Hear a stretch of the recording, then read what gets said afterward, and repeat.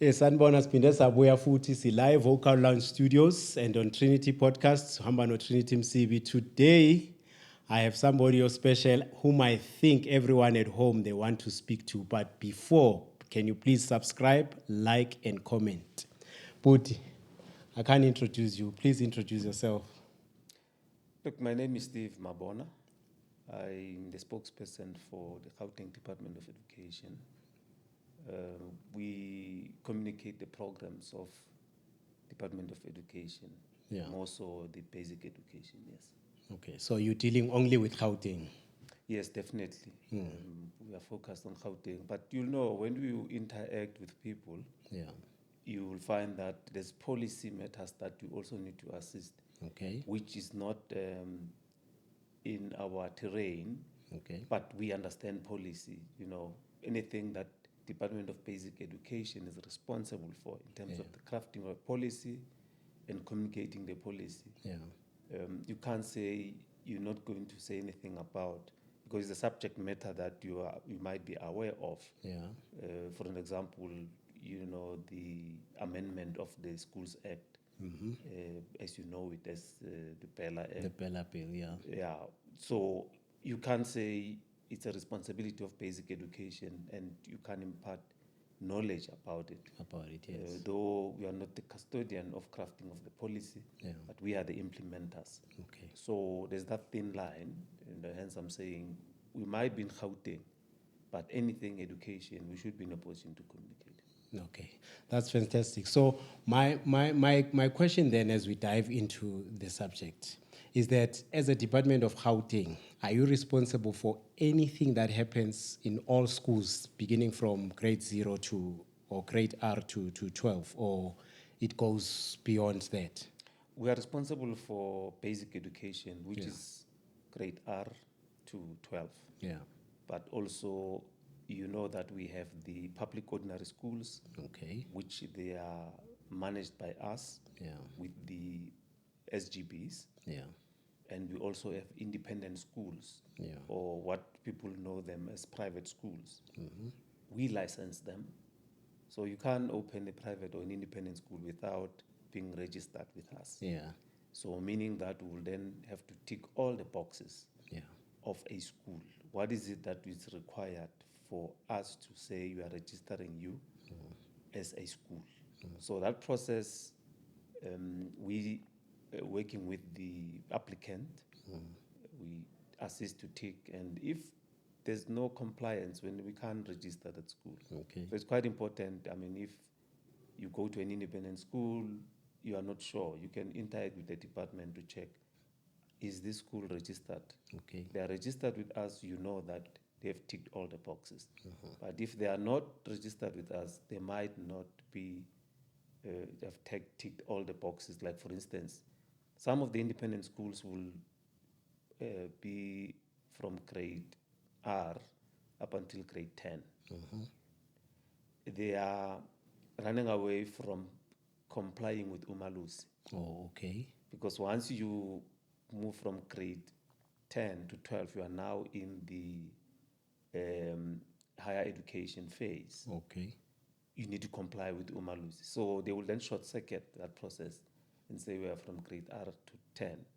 Actually, some of them will exit their system at grade 9, knowing that from grade 10, you need to comply. So those are the things that parents need to look out for when they want to verify whether a school is registered or not. So by that, I was saying we are responsible for public ordinary schools and the independent or private schools in Gauteng. Okay, so what are the compliance difficulties that, you know, people shy away from when they stop, like they register their school up to a certain grade and not going 11 and 12? What is this that they are shying away from? No, you'll find that curriculum, you should comply on what is it that you are teaching. Also, your educators, are they SAYS compliant? Do they have certificates? Which the council knows about those educators. They will be knowing ethics. They will be knowing on how they teach and the conduct, you know, of educators. Because if you don't have a SAYS certificate, it means that you might not know how you must navigate in the class, how you must manage children, how you must behave, how you need to conduct yourself when you are interacting with the learners, because you must understand that those are children. Yeah. Do you understand the legislation that must assist you to manage children? In the event of anything, are you in a position to be accountable or take responsibility of your deeds? So those are the things that some of these schools will run away from. And also the location where that school is. You find a school where you don't have space for children to play, because children must play. Some they're in buildings which are not certified by the municipality. Because when we check, we tick all those boxes. Are they certified? Are they in a building that is compliant? In the event of anything, will they know what to do and make sure that everyone in that institution will then be safe? So that's why then you will find some of this bogus institution, not registered, and they will be taking money from parents, and only to find that even probably the curriculum is not in sync with what we are requiring as a department. Yeah. So would you then advise, or not to say would you advise, but what would you say to someone who says, I want to homeschool my children? Do they have to apply as well as the other schools apply? Yes, it's home education. Yeah. You need to apply to the department to teach your children at home. And we know that there are centers that are calling themselves, or they regard themselves as, home education. If it's outside a home, it's not a home anymore. It can't be home education. Yeah. You will find those institutions probably taking responsibility of about 10 or 11 children. Parents will pay some fees there. They will be in a center somewhere, being assisted by tutors and all that. But that's not what legislation dictates. Okay. Legislation dictates that if you apply as a parent to say, I want to conduct home education, it means you are in a position to teach your children. You're going to assess them, and working with the department, some of this, for your credits, you need to submit. The department must agree to say, yes, now they are moving from one grade to the other, up until they are at a level where they can write their grade 12. And you know that with grade 12, then you must register with Umalusi, must know that you're going to write the examination, and the department must be in a position to assist you with the papers. And also those children must be monitored. Yeah. They must be invigilators. Okay. When they write grade 12 exams. Yeah. So all those processes, you can't do them outside the department. So home education, you need to be approved by the department to say, I'm doing home education. It sounds to me like you are looking at it as saying the parents should be qualified to be teachers. I don't know if maybe I'm misunderstanding you, because for me, if you say I must meet the criteria required by the Department of Education to be able to teach and train up my children, then there's certain specifics that I have to meet. Then it says to me I have to be a qualified teacher because the education system approves of people who have been trained by the system to actually can teach. Now, as a parent, I want to implement certain types of teachings and stuff, but then if I have to be compliant to the Department of Education now, it shifts the perspective that I'm approaching that with. What would you say to that? You need to comply. Yeah. You need to comply. There are some requirements that you need to adhere to. Once that is granted, then you can teach. Yes, I mean, when this thing started, it was more about those qualified educators or qualified parents who felt that they don't want their children to go, to public ordinary schools or to independent or even private schools. Yeah. They are capable to do that by themselves in a home setting. And some successfully they did that, because you will then check what is it that they are qualified on, how are they going to be doing this. But we really discourage home education, because socially that child will not be in a position to associate with other people, playing as well. Children must play. And also exposure of the environment that we are living in. There must be a social compass of some sort to say this child is exposed to the environment that they are living in. So we really discourage it. I would say yes, you really discouraged it, but at the same time, I would also think of a home state that is, normal, and the children are allowed to do anything that they want to do in terms of them being children and being playful and everything of that. They access that whenever they want to, but when it's time for classes and attending classes at home, they can do that. Now, let us maybe not dwell on that, but I want to go to the BELA bill that you spoke of. Now, can you explain it briefly, and then maybe we can delve into it on some points that you may highlight? What is the BELA bill? Look, we've actually passed the bill stage now. Yeah. Is the Schools Act as amended. Okay. So as amended will then get the date when the president signed that amendment. Okay. Because BELA was a Basic Education Amendment Okay. Act. So you then have now we have amended the act, so now you have the South African Schools Act as amended. Okay. Then you will then have the date on when you amended. It was looking at many factors, really, not only the two that some, people were focusing on. Yeah. You're looking at the SGBs. How do the SGB operate in a school? Okay. Previously, they were not compelled to declare their interests,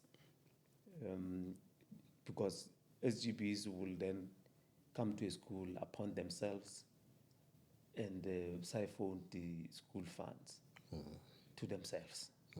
So now the Act dictates that they need to declare their business interest. If they have businesses, they must declare, so that when they are appointed, it's known that they are appointing themselves. So that process, that's why they were fighting to say, but why do you want to do that? The other element is on admissions of children in a school.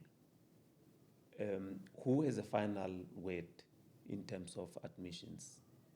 The Act dictated that the HOD is a final word, in the sense that HOD must satisfy themselves whether the school is full in terms of the capacity or not. Because there are schools that will say they are full, only to find that they have actually changed some spaces which were classes, turn them into other things, like your libraries, your gym, just to make sure that those classes are occupied, and you don't open those schools for other children. 3, determination of a language that must be utilized in a school.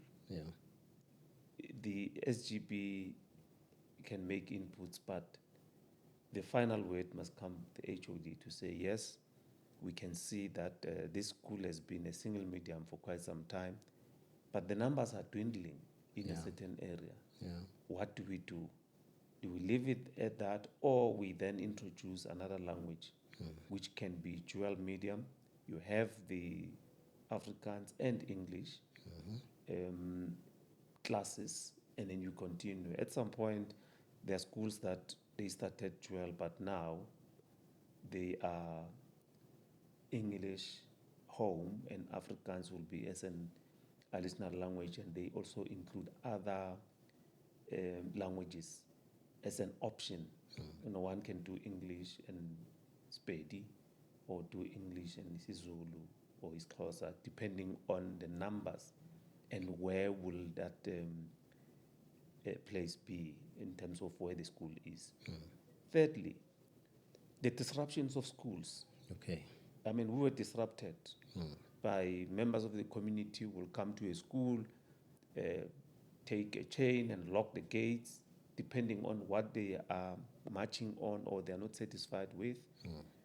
And police will do nothing because there was nothing that will say a disruption of a school is a criminal offense. Okay. So now, according to the Act as amended, a disruption of a school is a criminal offense. Okay. So police must arrest and take you to court because the Act, dictates that this is a criminal offense. So we are still workshopping police to say, let's implement. And now it's a silly season, it's election year, we're going to be disrupted. But the soon we make an example and arrest people, then we will not be in a position to manage the space. Yeah. So there's many things. I mean, for instance, now, the parent is compelled, or a guardian, to take the child of a school-going age to school. There was nothing in the Act previously. Right. I mean, to a certain extent, that there was a household somewhere in the Val where we went to intervene. They said they believe not in education and in health, to an extent that their children were not going to school, sitting with them at home, and they didn't believe on contraceptives. Their wives or their partners were not going to the clinic, and if you are sick, you can't even go to the clinic because they didn't believe in that. But the introduction of compelling guardian parents for children of a school-going age to be at school, it assisted. It's a criminal offense now to be a hindrance of a child not going to school, only to find that previously it was not. So now we can, if we have that proof that you are holding a child at home and not allowing them to go to school, we can open a case for you. So there's many elements that the amendment touched Speaks on, about. that we can.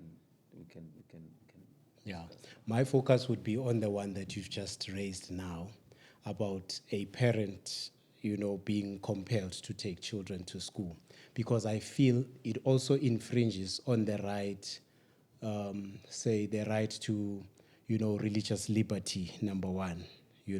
Because if there's that act that compels, and then there's a right that says religious liberty, you are allowed to practice what you believe, in your home state. Then there's this one that compels. Then I see infringement there, and I see people now fighting against policies, or should I say acts, or the Constitution itself. So what is the department saying in terms of them also taking cognizance of the religious liberty right that has to be, adhered to? No, well, if there's constitutional infringement, it's for religious bodies to go to the Constitutional Court and say, we see this act, but we feel that it's not working for us. If they win it there, then probably you will not be in a position to compel them. But for now, because we are seeing that as a challenge from where we are sitting, that we are raising children that are not going to school because of your religious belief, but those children must come into a society. How are they going to be navigating into their lives? Because it's your choice, your decision. They are minors. They can't make decisions for themselves.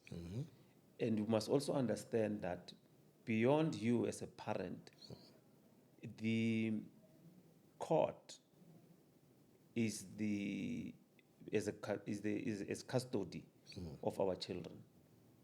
So, like for instance, if there's a fight of a custody, the court can decide to say, no, we are taking the child away from both of you as parents. And they put that child in a place of safety because they would have decided, because they are the final arbiter on that. So you can't then disadvantage children. Then we are watching, we are saying, okay, they believe in whatever they believe. But we're talking a child here, someone who cannot be in a position to voice their opinions. So you are also infringing on the rights of that child. You might you want us not to infringe on your rights, but you are infringing on the rights of a child who is a minor, who cannot take that decision. Because not all of us will think the same if we are grown-ups. You know, I mean, there are households where a father is a priest, but out of 5 children, 3 of them, they don't even want anything to do with church. They do their own things because they had the liberty of making their own decisions as adults. So you are disadvantaging the children because of your religious decisions. They will be grown up without education because of that decision. Where will they be operating, those children? Because one way or the other, when they are grown ups, then they must leave your household and go where are they going without any form of education. So that's where the thin line is. But if they feel that it's infringing, then they can go to the Constitutional Court. The Constitutional Court will then look at both cases and say, what is it that is fair out of this situation? But for now, it's a criminal offense. Hold your children at home. Yeah, but my thing is based more on the age that the department has prescribed as to when should a child commence the schooling, the age there. That's where I feel that they are infringing, and I'm talking on behalf of those who feel there's infringement there. They are infringing in terms of, when you are in a household, you raise your children according to the principles and dogmas that govern this household. It could be religious, it could be cultural, it could be anything of that sort. Now, that in itself, it equips them to actually contend in a space where they are going to be mingled now with people coming from different homes, you understand? So that's where the training up of how to socialize and associate with other people begins. But if you take them, perhaps I've trained them only for 4 or 5 years, and at 5 they are going back, they are going out of the home, going to school and going to learn other principles, which will come back and infringe their principles at home. Then that's where the discombobulating factors start. You need to have a buffer. I mean, if you are saying you are teaching your children, you must teach them. But you can't take them out of the system because they cannot decide for themselves. So that's where the problem is. You can't take them out of the system because they can't decide for themselves. They should be in a position to be protected at that age. That's why they belong to court. They're not yours. They belong to court. We then need to make sure that they are secured, they are protected. That's why there was then introduction of Children's Act. Yeah. Okay. Because of the abuses that the children were experiencing, were being exposed to. Yes. Okay.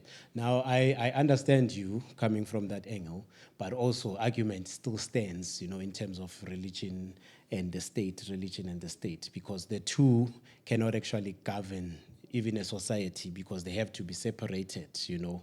Whether you want to fuse these two, but at some point there will be at loggerheads because of disagreements and in terms of dogmas and all of that.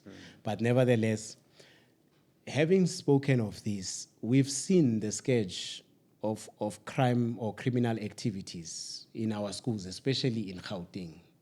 So the Department of Education, being there as the driver of positivity, empowerment, and encouragement, and also, enabling our children to be educated and all of that. I would want to know what are the facilities that you are bringing forth to actually assist in terms of these criminal activities that takes place in school premises? The challenge, what happens in our schools, it's a mirror of what happens in the society. It's mirrored.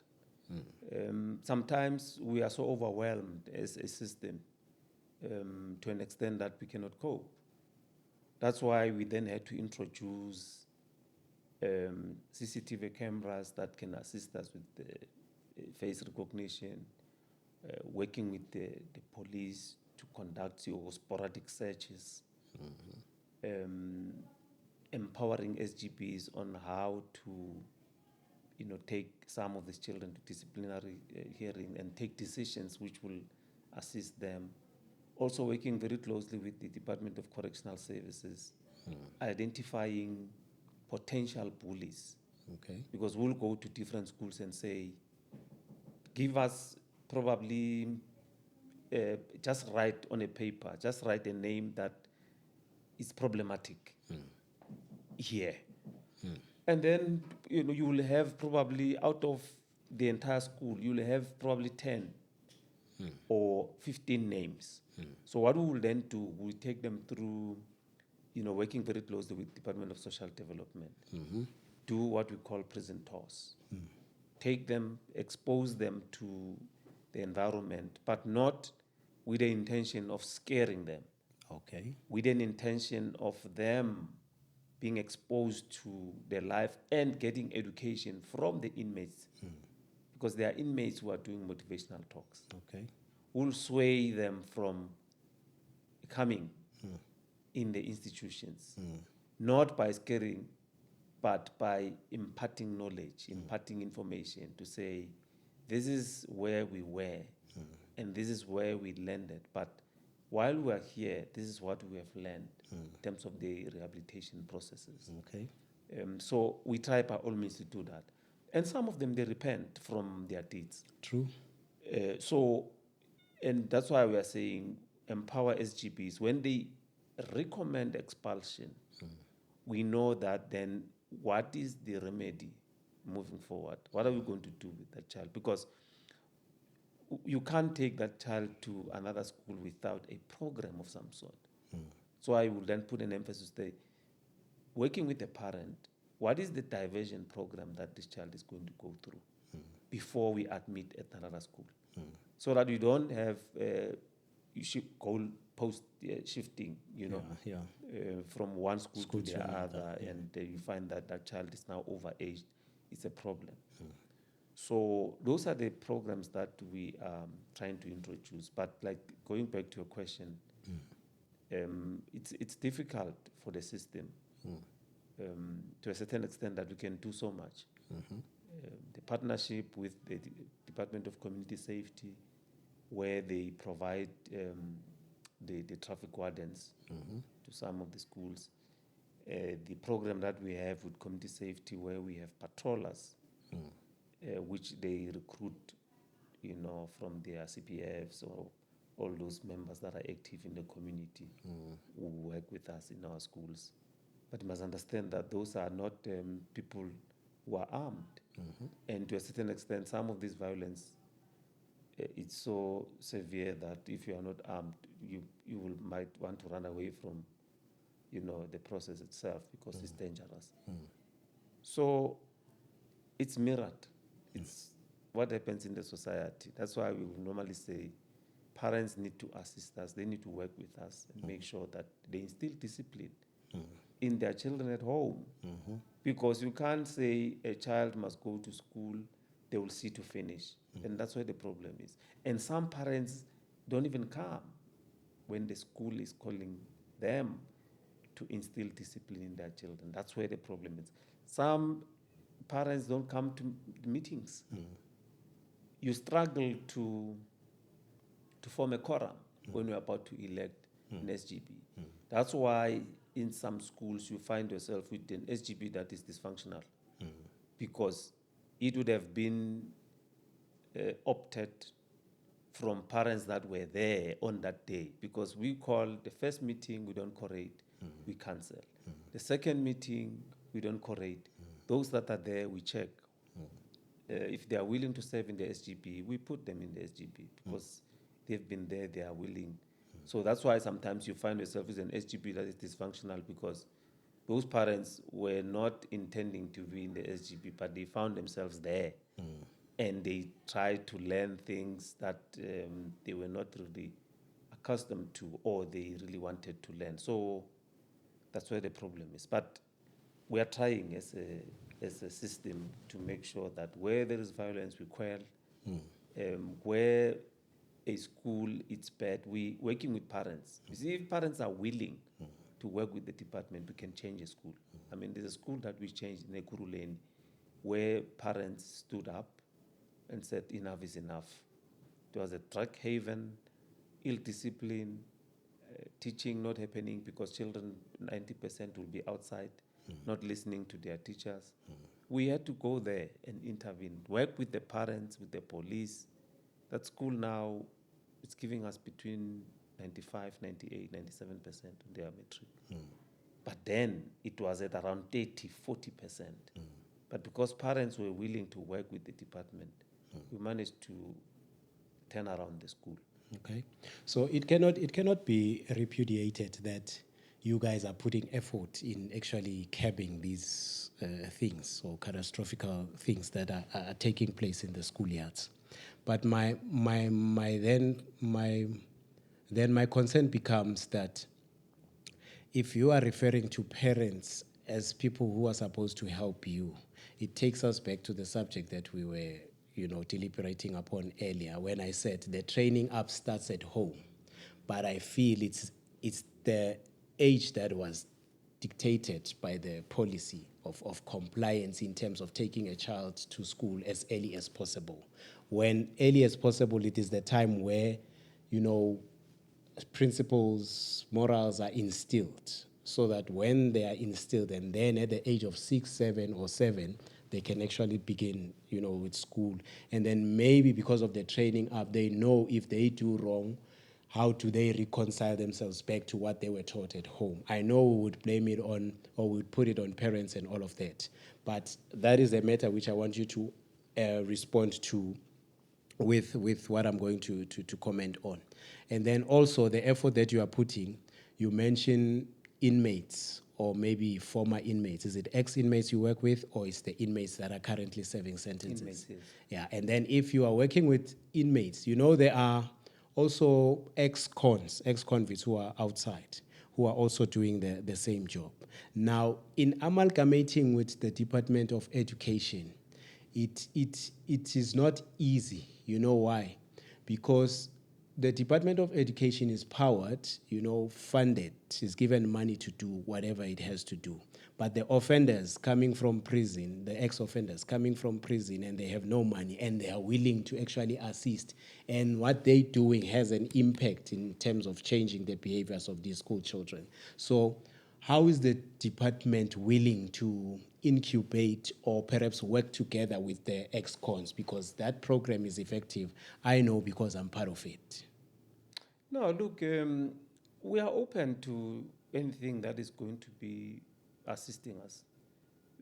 We have a program which we actually run with the social development and the health, school education, which it's broad. You'll have an element of health in it. So it's school health education, which is broadly.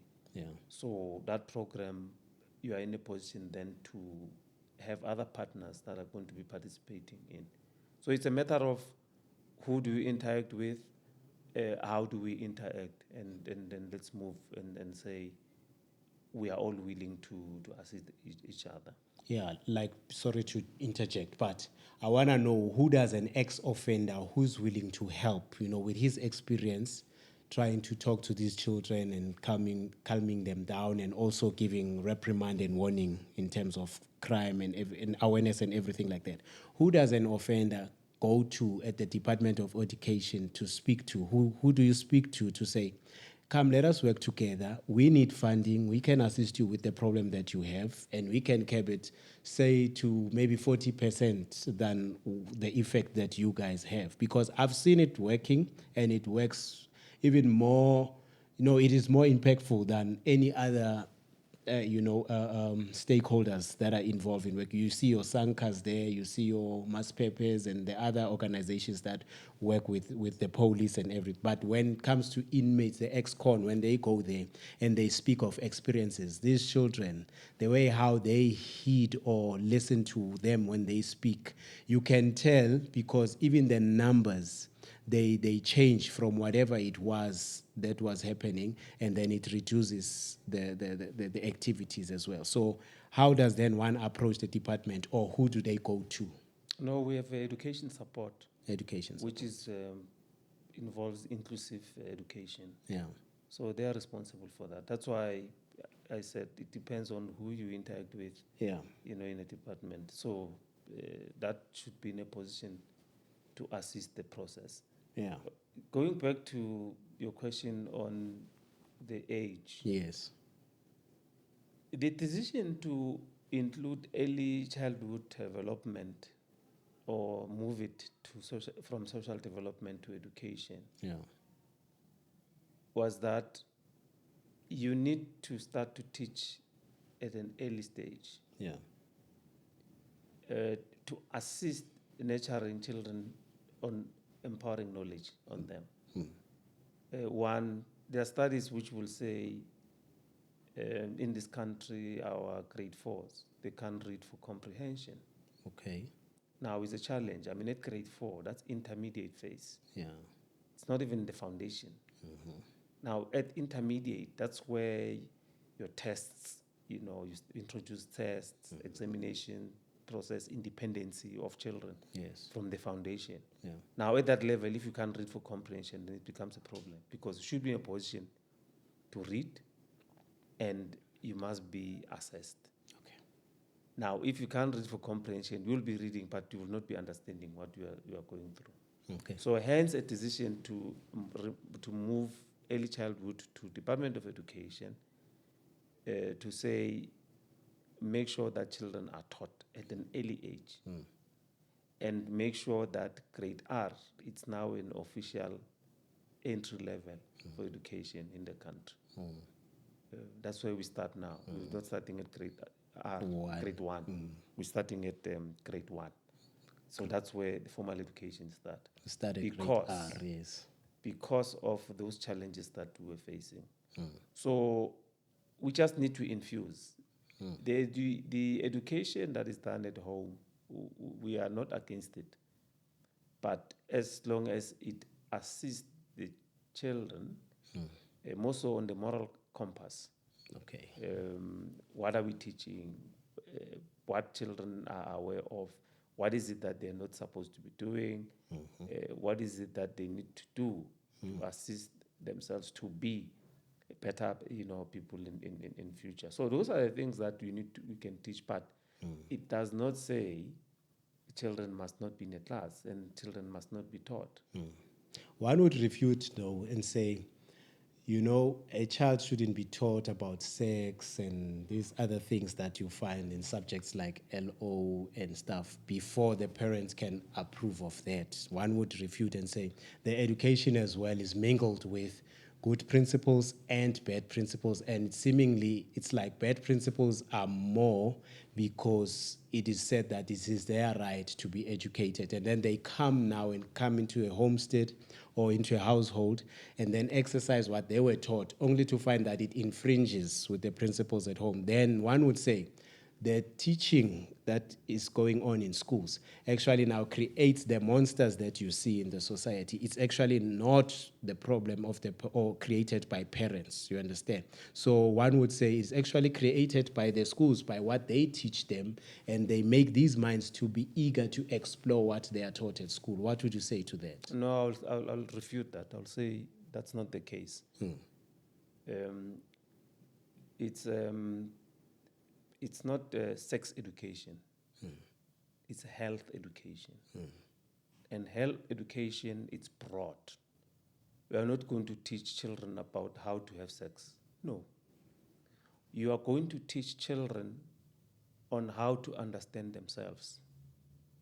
The girl child should be in a position to understand their growth patterns and what is important for them to look out for. A girl child should be empowered that at some point the body will develop, and these are the things that will be happening in your cycle of getting older. In the event of this is what you must do. That's why that health education is done by the professionals. Your health professionals are given space to go to schools, impart this knowledge. Contraceptives, what are they? How are they assisting? STD, how do they come? What is it that you need to do to prevent those happening? Not saying go do, no, but education. Are you aware that if you do this, this is what is going to be happening? So it's broader in the sense that you then educate and empower children to say, these are the things that are happening, but you need to be aware that you can't fall into this trap because you are aware about what is happening.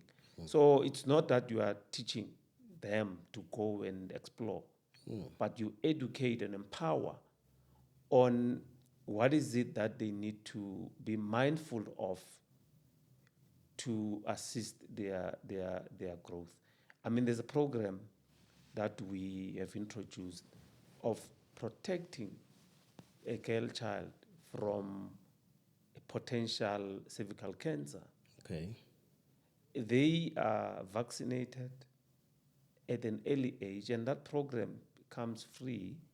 You know, government is rolling it out to say, encourage parents. This is the program that will assist children that in future they might not be experiencing any cervical cancer, which is education that will be imparted when the medical practitioners go to our schools and educate on that. And get a consent from parents to say, yes, we agree, that can be administered. And then also empower them with information to say, this is what we are doing, and these are the benefits out of this program. So I'll differ with you to say we are teaching children how to have sex. No. Children are taught on how to avert them being exposed to ailments, illnesses, teenage pregnancy. As you see, it is a problem. Contraceptives, how are they being utilized, and the different form thereof, because they are different. The others that will react to this, the others that will react positively to this, and all those will then be exposed to children to say, these are the things that you need to know about your body and how you need to make sure that you are protected at all times. Okay, so that matter is a matter which me and you can expound further on, but for the sake of time and other questions that I still have. Now we have the teachers' problem, I should call it as that, where teachers are saying they are overburdened by the work and they are outnumbered. The learners are too many for the number of teachers that are available, and the Department of Education is not hiring as many teachers as the crowd of the pupils is. So I would want you to further perhaps elucidate on that, whether you're on the side of the teachers' cry or maybe you are speaking against that. No, Gauteng is dynamic. I'll just put it that way. We get actually an increment of learners that are enrolling in Gauteng. Okay. On a year in, year out basis. And every year we receive 100,000 children in Gauteng. In addition to what we have. We have over 3 million learners. So we are overwhelmed. Okay. And the sad part is that children that are coming from other provinces, they are not coming with their budget. You go to National Treasury and say, we need to increase our budget, but they're not increasing. Actually, we've been experiencing budget cuts. The past 3 years, we've been, treated like the same other provinces. To a certain extent that we as Gauteng did not touch the employees in the sense that our posts, we have the same posts. We did not reduce. In other provinces, they had to reduce their number of posts. But in Gauteng, we said, no, we're not going to do that. We'd rather compromise other things and make sure that the posts that we have of educators are protected to an extent that if they are vacated, we employ. In other provinces, if positions are vacated, they can't even employ because they've reduced the number of posts in their structures. So we are overwhelmed. In terms of number of schools, we need more schools, which we are trying to introduce. I mean, we are introducing about 18 schools recently, and we think that will assist that, but we also need to continue to introduce the satellite schools that we are introducing, which are trying to assist us. But yes, I can agree with you that in some areas, yes, we are overcrowded. Educators are taking responsibility of teaching more than what the ratio dictates. And we are hopeful that probably it's a temporary picture that might be changed in the near future. You will understand that the e-tolls played a significant role in affecting us as Gauteng, make sure that we have enough money. I mean, we have paid e-toll because Gauteng has said no, they don't going to pay e-toll. So we had to take that budget of paying. And we are hopeful that probably in the next 2 years, we should be in a position to go back to where we are supposed to be. But yes, we acknowledge that we are overwhelmed, and educators, yes, in some quarters, the classes are overcrowded. But the question would be, whose child must be at home? Because when opposition parties come and say, we have overcrowding, that's the question that we are asking. But when we are not placing, when we are overwhelmed, we are not placing, say we don't have space, there's another pressure to say, but why are you not placing children? At some point we were sitting at about 1,000 learners that we could not place. But at least fortunately, we devised some plans. We have placed them, some is not even in permanent structures, is, temporary, but making sure that at least those children receive education while they are waiting for their permanent placement. So Gauteng is dynamic. Okay. So this other question will be in two folds. Now, you said you are building there are about 18 schools. Are they finished? Are you done building, or they are still being built? We are introducing them. I mean, we opened 2 schools already now. Yeah. Going to be opening the other 16. The other 16 this financial year. Yeah. Okay. Now, as the education department, seeing that the world is changing rapidly so, and inclined more into technology or AI and other fifth industrial revolutions, so to speak, what are the measures implemented for our children to be able to contend in that space in the future? No, we are planning for that. I mean, Department of Basic Education is finalizing an AI policy. Okay. It's inevitable. Which will be final when? No, I can't take responsibility of that. That's okay. Basic education. Okay. Which it's a policy drafting education. It's Department of Basic Education. Yeah. We are Gauteng. I know there's a policy that they are finalizing, which is going to dictate on how to utilize AI in the curriculum. Okay. Not illegally going to AI and asking questions and then you take that, put it in the... Yeah. No. Yeah. A policy that will dictate to say, in a class, when you utilize AI, these are the pros and cons of it. These are the things that you need to do. And for examination or assessment, this is what we need to do and all those things. They're introducing that for the curriculum processes. Okay. So it will be in a position to assist us to navigate, through that. Yeah. But in Gauteng, we had online education. Yeah. That we have introduced, that of providing tablets to learners and laptops to educators, and your online teaching in a class where we have lessons that were taking 30 minutes, now they take 5 or 10 minutes that done. Yeah. So it was hampered a bit because of our financial challenges where our budget is cut. But as soon as we are fine, then go back and make sure that we re-emphasize on that, because that's where we are going. Okay, so this means then Wi-Fi would be put into schools for the children to use. Given.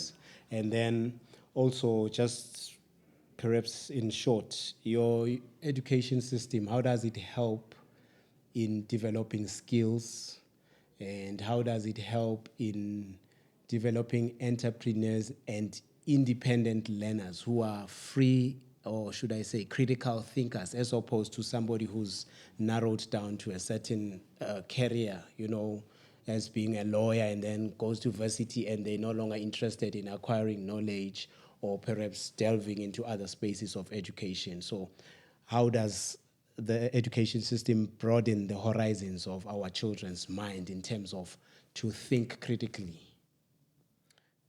Look, you will remember that there was an introduction of general certificate at grade 9.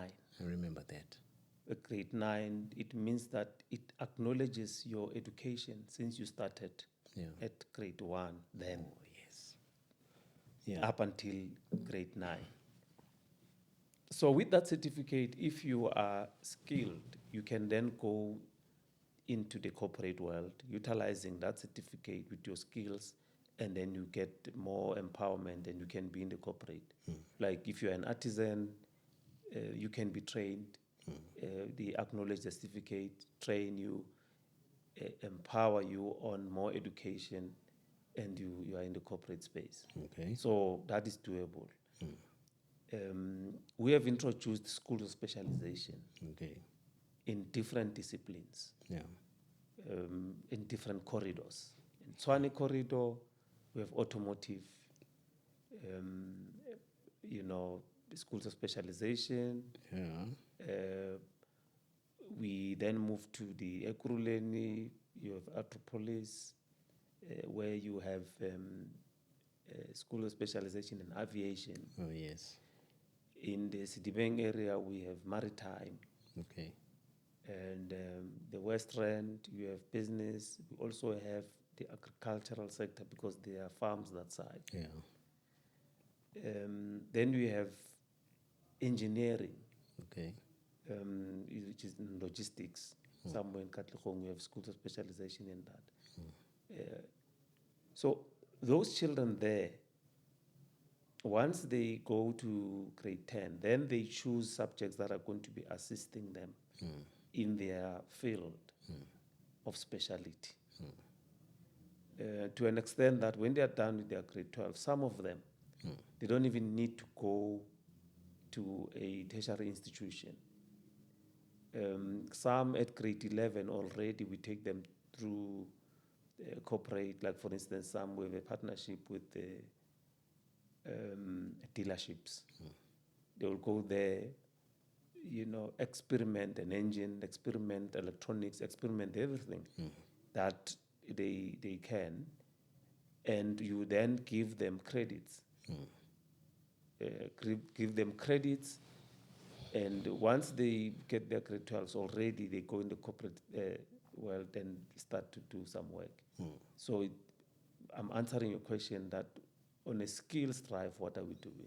And then some, then they will decide to say, no, I want to be a qualified engineer from a university, then they will take that path. Yeah. But they would have been empowered to say, from here, if you are more on carpentry, you can drift to that. If you are on construction, you can drift to that.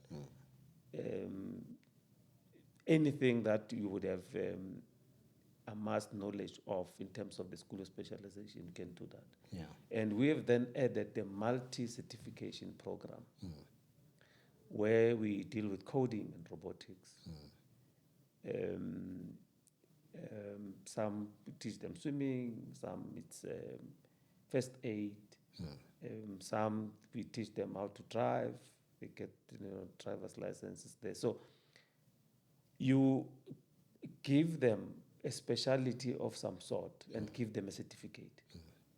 Okay. So in closing, I want you to speak to a boy child, but also I want you to speak about education in prisons, because I haven't heard you say anything about educating people who are in prisons, to better them, to reintegrate into the society. So speak to a boy child as a father, trying to drive them into positivity, or should I say positive things, and not doing negative things. And then speak to an inmate to say, I'm bringing education in the prison system, and this way and this way. And then we close on that note. Look, a boy child is quite significant in the system. But also, we have a responsibility of a girl child. Yeah, absolutely. A boy child will be then taught on the GPV, the escalation thereof, to say these are the things that you're not supposed to be doing, because we are talking the future of the country. And these are the things that you need to make sure that you manage. Yeah. And like as I'm saying, that we are biased to both as a sector. Yeah. Can't be biased to a boy child. We are biased to both a boy child yeah. and a girl child, because there's different responsibilities. That's why the inclusive education is a responsibility to make sure that both they are taken care of. And also now we have the third element of the LGBTQI+, which it's becoming a problem if you're not going to be thinking about that sector. Your ablution facilities, how do you manage that? Because they will tell you that when I go to boys' ablution facilities, I'm being abused. When I go to girls, because I think I'm a girl, I'm being abused. How do you navigate that? Policy, what does the policy say about that? When coming to the uniform, the code of conduct belongs to parents. Parents craft the code of conduct looking at a boy and a girl. They will say we have a summer uniform, we have a winter uniform. Summer, this is what we dictate to a girl child. In winter, this is what we dictate to a boy child. But there's a child that says, no, I don't see myself as a girl. I don't see myself as a boy. In summer, this is what I prefer to wear. Now, there's a challenge that we're going to face with this school management and the SGP that will want to instill discipline to say, but you are not wearing an appropriate uniform. How do you then make sure that that child is not abused by the system? So those are the things that we are looking at in terms of introducing, making sure that a child remain a child, and a child is in an environment that is conducive at all times, be it any form of what they think they are. That's why I said we will be biased to both, and also introduce this element, which is practically happening now. There are situation where we must go and intervene as a department to say, guide a school, no, do it in this fashion, and make sure that we navigate. Okay. The last question you were about the prison education. The prison education. That, remember, Department of Correctional Services, they are the custodian of everyone that they manage. But the element of basic education, they work with us. That's why there are inmates that will be given an opportunity to go study, given an opportunity to write exams when they're supposed to be writing, whether it's basic education or higher learning, education. So they are the custodian of that process. But we work very closely with them because it's their space. We can't independently say, here's a program, let's introduce, but we work very closely with them to say, how do we improve your inmates on this element? Yeah. That's why when we do those programs that we normally do, the prison tours and all that, we work very closely with them to say, these are the elements that we want you to assist us with, and let's see on how we can be managing this process. Mr. Mabona, I feel the subject is a can of worms. Thank you very and much. we haven't opened it. This is your gift. It comes from Miss Judge Cosmetics. Okay. So it's a gift for you. You will see the package inside. Thank you so much for gracing us with your presence. Thank you. We would like you to come. If you want to see Mr. Mabona again, please subscribe and also comment and say you want to see part 2 of him. Thank you so much. Thank you. Siyahamba. Thank you, Mr. Mabona. Thank you. Yeah.